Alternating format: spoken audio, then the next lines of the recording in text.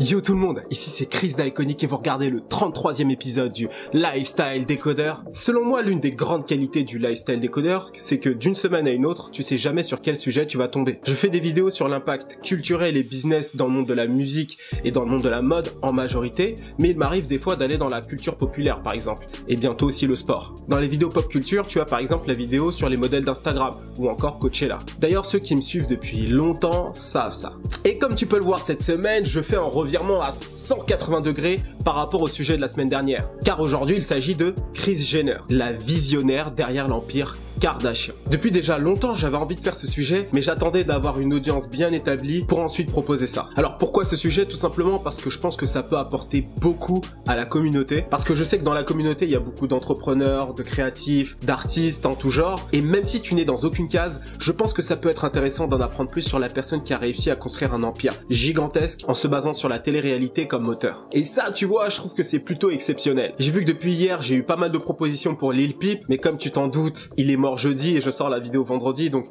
j'ai très peu de temps pour la faire. Et puis comme je t'ai expliqué aussi la semaine dernière, je commence un petit peu à en avoir ma claque des rappeurs SoundCloud, donc je vais faire une petite pause là-dessus, mais je te promets, le prochain rappeur que je ferai dans ce délire-là sera Lil Peep. Alors du coup, dans cette vidéo, je vais revenir sur tous les business moves de Kris Jenner, du début de sa carrière à l'heure actuelle, en essayant de mettre en avant ce qu'il y a vraiment d'exceptionnel. Sans plus attendre, on y va!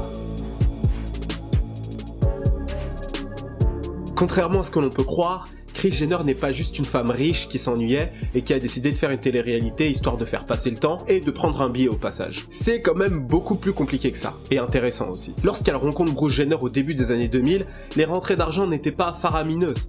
Bruce Jenner au passage, c'est celui qui est devenu Caitlyn Jenner.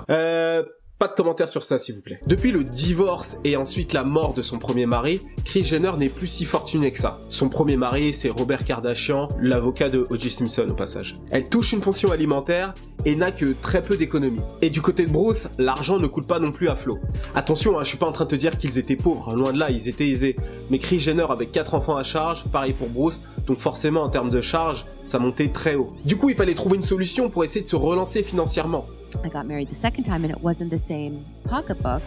I was faced with, I've got to learn how to get it together. Ils ont essayé différents types de business, mais sans succès. Et voyant que tous les business échouaient les uns après les autres, elle s'est dit, pourquoi pas essayer de capitaliser sur ce qu'elle a déjà chez elle. C'est-à-dire Bruce Jenner, cet ancien champion olympique, médaillé d'or, qui avait à l'occasion donné quelques speeches de motivation qui avaient été très appréciés. Le nom de ce speech de motivation est « Trouve le champion qui sommeille en toi ». Et c'est là que Kris Jenner a eu la brillante idée de relancer ses conférences de motivation et elle de devenir son manager. We sat down and I said, you need to go and do these motivational speeches like you used to do around the country, around the world, and we are going to tell everybody about it. And I didn't know how I was going to do that. Du coup, elle a pris son amie qui est devenue son assistante. Elles ont étalé tous les outils qu'elles avaient à disposition pour faire un dossier de presse. Il faut savoir que Kris Jenner n'avait aucune compétence dans le monde des affaires. La seule formation qu'elle s'est faite, en fait, c'était en observant son ex-mari qui était homme d'affaires. Donc pour rentrer en contact avec les entreprises, elle fait ce que tout le monde faisait à l'époque, c'est-à-dire envoyer des courriers. Car oui, au début des années 2000, les emails n'étaient pas aussi répandus qu'aujourd'hui. And we mailed 7,000 things to everybody we could think of. And waiting for them to hire. And we waited for the phone to ring.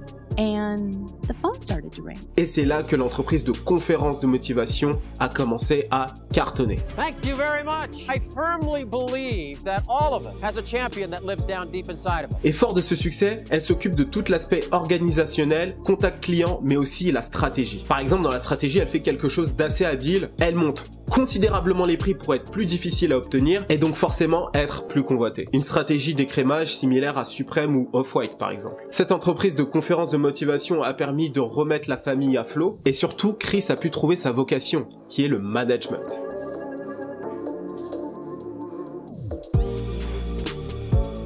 Cette idée lui vient après avoir eu une discussion avec l'une de ses meilleures amies, Kathie Lee Gifford, une présentatrice de télé américaine qui est aussi la marraine de Kim, Chloé et Kourtney. Un jour, cette fameuse Kathie lui dit que ce serait intéressant qu'elle ait une télé-réalité de elle et de sa famille, car ils sont beaucoup, ils ont de fortes personnalités et surtout ils sont drôles. Et après en avoir parlé à ses enfants et à son mari, bon ils se sont dit qu'elle était complètement timbrée, mais que ça pouvait être intéressant. D'autant plus que la famille avait déjà des boutiques qui tournaient et que ça pouvait faire une excellente publicité. Donc la première boutique s'appelle Smooch, c'est une boutique de vêtements pour bébés, elle existe existait 4 ans avant le début du show. Et la deuxième boutique s'appelle Dash, une boutique de prêt-à-porter pour femmes qui a vu le jour 1 an avant le début du show. Et du coup, Chris se dit I think if we had a reality show, people might be interested and come to the store and we'd have really great sales.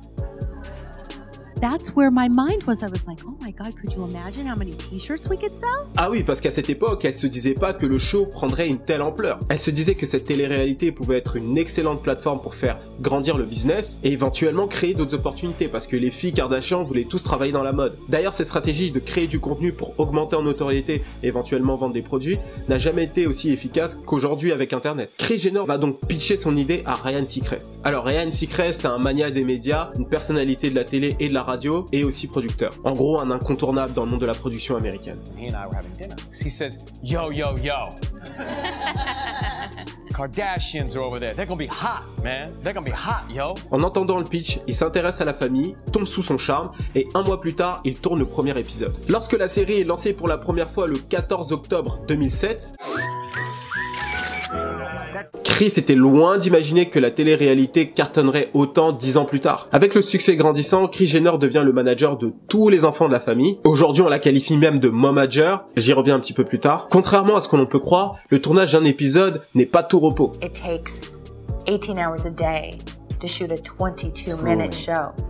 Plus qu'une plateforme accessoire, le show est vite devenu l'activité numéro 1 de la famille, avec une audience de plusieurs millions de personnes par épisode. Ce qui fait le succès de cette télé-réalité, c'est notamment le côté non édulcoré. Même les moments très durs sont diffusés sans être édités au montage. Au passage, c'est ce qui marque un pas de plus vers le voyeurisme. Les gens veulent vraiment tout voir de cette famille de riches. Et pour parler marketing, cette série touche toutes les tranches d'âge. Tu as aussi bien les enfants, les adolescents et les adultes. There's so many different age groups and a whole range of demographic that everybody finds somebody that they can fall in love with. Et bien sûr, tu as aussi cette fameuse sextape de Kim Kardashian qui a fait décoller la série et sa carrière. Kris Jenner appelle cette télé-réalité le vaisseau mère.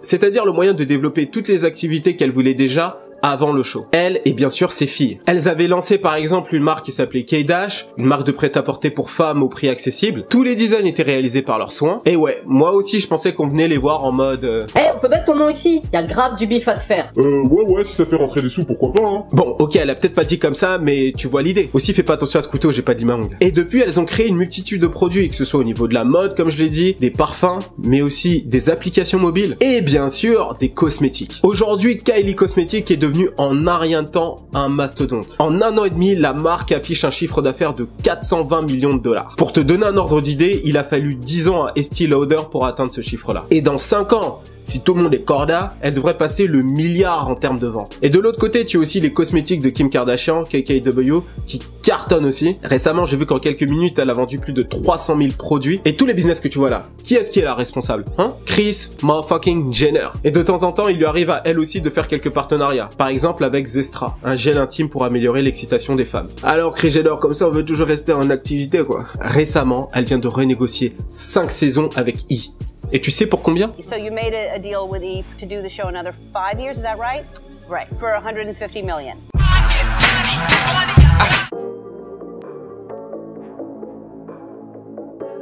Alors c'est quoi une momager? C'est tout simplement la contraction entre manager et mom. Mom en anglais qui veut dire maman. Ça c'est pour les franco-français. C'est-à-dire qu'elle remplit les deux rôles en même temps. Quand un manager classique va conduire la carrière de son client en l'aidant à avoir les meilleures opportunités pour grandir professionnellement, une momager comme Kris Jenner va en plus de ça ajouter une partie affective, ce qui rend le travail encore plus difficile, t'es d'accord? Par exemple pour ce qui est des cadettes Kendall et Kylie, Kris Jenner a laissé le temps aux deux filles de trouver leur passion, un but dans la vie avant de commencer à les manager. Et aujourd'hui on voit ce que cela donne. Kendall and Kylie are getting one of the most incredible business educations that I think is possible in the history of all little at that age. D'un côté, t'as l'un des mannequins les plus en vue du monde, et de l'autre côté, tu as une icône des réseaux sociaux qui vient de construire un empire dans les cosmétiques en un rien de temps, qui pesera probablement dans quelques années quelques milliards. Une momager, bien sûr, c'est aussi supporter les scandales de façon plus intense. Je pense par exemple à la sextape entre Kim et Reggie qui a créé un vrai remue-ménage. Kim's sex tape, which people always come to. How did you feel when that went public. I Thank cried God it was myself to second. sleep. Une rumeur courait d'ailleurs que ce serait la manager elle-même qui serait responsable de la diffusion de cette sextape. Le CEO de Vivid Entertainment, la société qui a commercialisé la sextape de Kim, disait d'ailleurs que la personne qui s'est présentée à elle était déjà très bien préparée. D'habitude, les gens qui se pointent avec des enregistrements de sextape, il faut tout faire au montage, etc. Et dans son cas précis, la personne avait déjà tout fait. Donc montage, cover, etc. C'est comme si la personne qui diffusait cette sextape voulait être au contrôle de absolument tout, comme un vrai manager. Donc ça se peut que ce soit vrai, mais est-ce qu'on le saura un jour ? Probablement pas, mais on s'en bat les reins. Dans les crises récentes à gérer, il y a eu aussi notamment Rob Kardashian et Blac Chyna. Le fait que Rob Kardashian ait diffusé des photos de Blac Chyna à poil sur internet sans son accord. Donc Blac Chyna a porté plainte pour revenge porn, et de son côté Rob Kardashian a porté plainte pour tentative d'étranglement sous les conseils de sa mère. Bien qu'elle soit plus investie qu'un manager classique, la manager touche seulement 10% des revenus de ses enfants clients. You get 20% of everything they do. 10, but I like your number better. Pour info, le terme momager a été déposé par Kris Jenner, ce qui veut dire que c'est la seule à pouvoir utiliser ce terme à des fins commerciales. À la vitesse à laquelle Kris Jenner a développé l'empire commercial avec la télé-réalité en fer de lance et aujourd'hui les cosmétiques, que l'on aime les Kardashians ou qu'on les déteste, on peut se dire que c'est quelque chose de clairement peu commun. Et toi, qu'est-ce que tu penses de Kris Jenner, de la famille Kardashian en général, de son business? D'ailleurs, fais-moi savoir dans les commentaires si tu veux que je fasse d'autres vidéos sur les Kardashians, que ce soit Kim ou Kylie, parce que je pense que ces deux-là, il y a beaucoup de choses à dire en termes d'impact sociétal mais aussi de business. Je les ferai pas maintenant mais plus tard dans l'avenir. Aussi, n'oublie pas de me suivre sur Instagram. Comme je te l'ai dit la semaine dernière, je me suis donné pour objectif d'atteindre les 10 000 abonnés d'ici le 12 décembre. Le lien de mon compte Instagram est dans la bio. Je compte sur toi. Il y a aussi mon Twitter si tu veux parler avec moi. Sinon, moi je te dis à vendredi prochain. C'était Chris du Lifestyle Décodeur d'Iconi pour vous servir. Cheers.